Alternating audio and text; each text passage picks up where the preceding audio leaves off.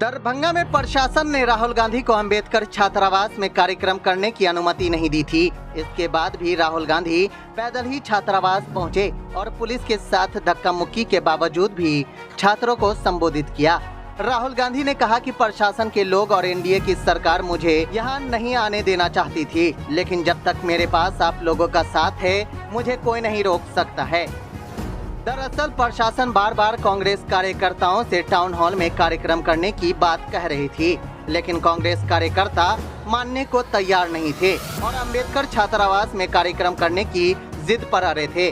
वहीं इसी बीच राहुल गांधी जैसे ही दरभंगा पहुंचे, समर्थकों का जोश और अधिक बढ़ गया। कांग्रेस कार्यकर्ता अंबेडकर छात्रावास में ही कार्यक्रम करने की जिद करते रहे।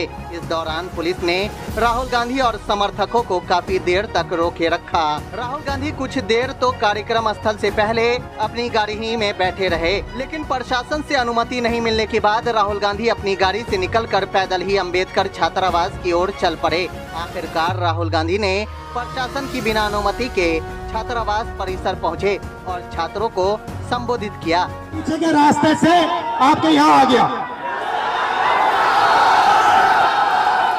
देखिए, दलित, पिछड़ा वर्ग, अति पिछड़ा वर्ग, आदिवासी वर्ग, आपके खिलाफ इस देश में 24 घंटा अत्याचार होता है। आपको दबाया जाता है, आपको शिक्षा के सिस्टम में रोका जाता है, आपके खिलाफ पेपर लीक किया जाता है और आपके करियर को रोकने के लिए, खत्म करने के लिए किया जाता है। हमने 3 मांगे की हैं। सबसे पहले जाति जनगणना, सही तरीके का जाति जनगणना जो हमने तेलंगाना में किया। दूसरी बात, कानून, हिंदुस्तान का कानून है कि प्राइवेट कॉलेजेस और यूनिवर्सिटीज में आरक्षण होना चाहिए और ना नरेंद्र मोदी ना बिहार की सरकार उस कानून को लागू कर रही है। इसीलिए हम उन पर दबाव डालेंगे और जब तक, मैं बता रहा हूं, जैसे मैं यहां आया हूं ना, रोक नहीं पाए, वैसे ही नहीं रोक पाएंगे जब तक इन्होंने प्राइवेट इंस्टीट्यूशंस में रिजर्वेशन नहीं किया, तब तक हम आगे बढ़ते जाएंगे, लड़ते जाएंगे। क्योंकि आप 90% हो, आप अपनी स्ट्रेंथ समझो। आपको भटकाकर, डराकर, दबाकर, आपके ध्यान को इधर उधर करके आपको रोका जाता है। इस देश में आपके लिए कोई जगह नहीं है। 90% के लिए इस देश में कोई रास्ता नहीं है। आप ब्यूरोक्रेसी को देखो, सीनियर ब्यूरोक्रेसी में आपके कितने लोग, 0। आप कॉर्पोरेट इंडिया को देखो, कॉर्पोरेट इंडिया में आपके कितने लोग, 0। आप हाई कोर्ट देखो, आपके कितने लोग, 0। आप एजुकेशन सिस्टम के मालिकों को देखो, मेडिकल सिस्टम के मालिकों को देखो, आपके लोग कितने, 0। मगर मनरेगा की लिस्ट निकालो, आपके लोगों से भरी हुई है। मजदूरों की लिस्ट निकालो, आपके लोगों से भरी हुई है। सारे के सारे कॉन्ट्रैक्ट, सारा का सारा धन 5-10% के हाथ में जाता है और आपको उल्टी सीधी बात बताकर आपके ध्यान को इधर उधर कर दिया जाता है। आपको एक साथ खड़ा होना है और 3 मांगे हैं। पहली मांग जाति जनगणना, दूसरी मांग प्राइवेट इंस्टीट्यूशंस में, प्राइवेट स्कूल्स और कॉलेजेस में रिजर्वेशन, अति पिछड़ा का, ओबीसी का, दलित का, आदिवासी का।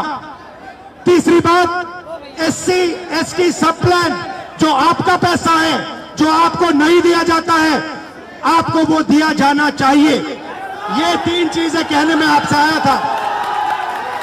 और ये बात समझिए, आप एक बात समझिए, बिहार की पुलिस ने अभी मुझे रोकने की कोशिश की। रोक नहीं पाई। पता है क्यों नहीं रोक पाई? नहीं, इसलिए नहीं रोक पाई क्योंकि आपकी शक्ति मेरे पीछे है। आपकी शक्ति मेरे पीछे है, इसीलिए कोई दुनिया की कोई शक्ति उसको रोक नहीं सकती है। हमने नरेंद्र मोदी से कहा, पार्लियामेंट में कहा, तुम्हें जाति जनगणना करना पड़ेगा।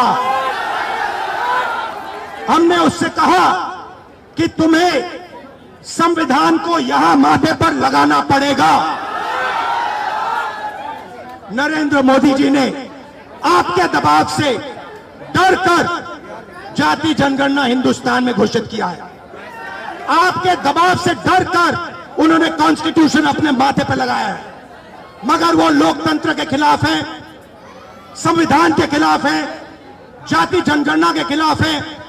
और जो 90% हिंदुस्तान की गरीब आबादी है, अति पिछड़ा, दलित, आदिवासी, माइनॉरिटीज, ये इन सब के खिलाफ है।